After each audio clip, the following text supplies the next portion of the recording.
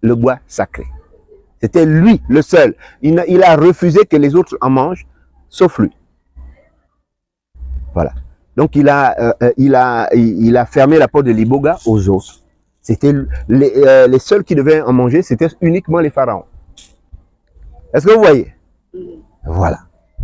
Donc, c'est pour vous dire que, pour l'instant, ceux qui rechignent à accepter la réalité, à accepter leur tradition, finalement, un jour, ils vont comprendre. Vaut mieux tard que jamais. Même si on est chrétien, et chrétien, ça ne veut pas dire ne pas réfléchir. On est crétin. Bon, mais je n'ai pas envie de dire ça. Non.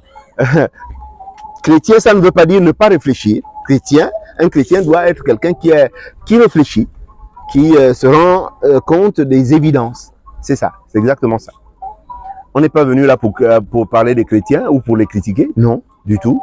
Les gens sont assis sur des certitudes, et généralement il y a des idées reçues, et puis ils ont du mal à reconnaître que ce qu'ils ont reçu avant n'est pas tout à fait la vérité.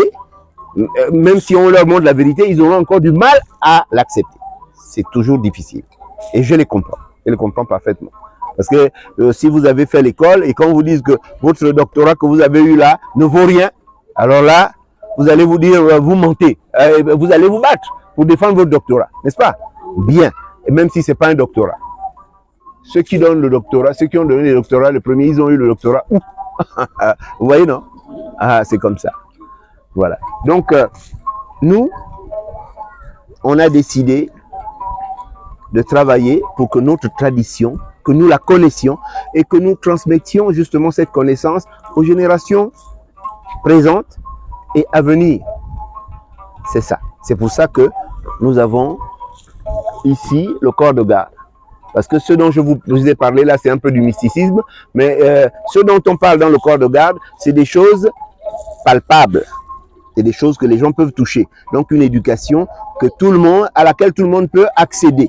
C'est à cette éducation-là qu'on fait allusion. Donc cette éducation, là-bas, on a dit que le corps de garde est le dépositaire de notre riche patrimoine culturel, philosophique, politique, scientifique, ainsi de suite. Ça, c'est le corps de garde. Et parmi donc dans ce patrimoine, nous avons également ces instruments-là que vous êtes venus découvrir aujourd'hui. Plus tard, puisqu'on a encore une semaine ensemble, vous viendrez découvrir le reste. Parce qu'il y a plein de choses là qui méritent d'être expliquées. On ne va pas les expliquer aujourd'hui parce qu'on a autre chose à faire, sinon ça va être un peu long. Voilà. Voilà. Est-ce que tu veux nous gratifier, même si les gens n'apprennent pas, ils vont au moins écouter une louange. On va faire un truc avec nous. Parce que c'est généralement des louanges. Non, non, non. Une louange. Une louange. Ouais, une louange.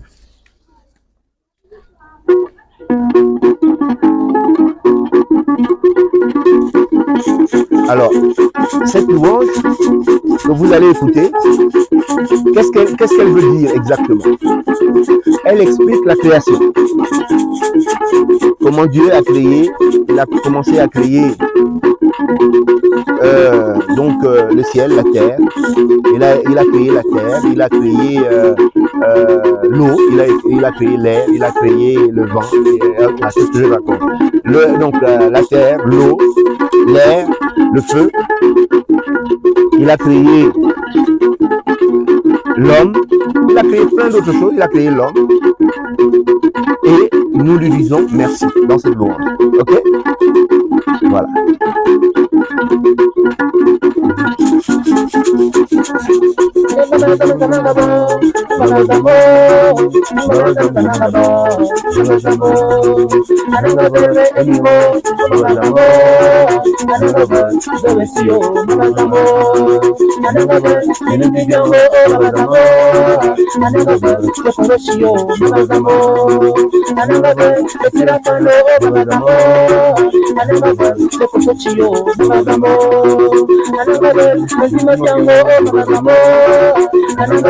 Amana moro, moro, moro, moro, moro, moro,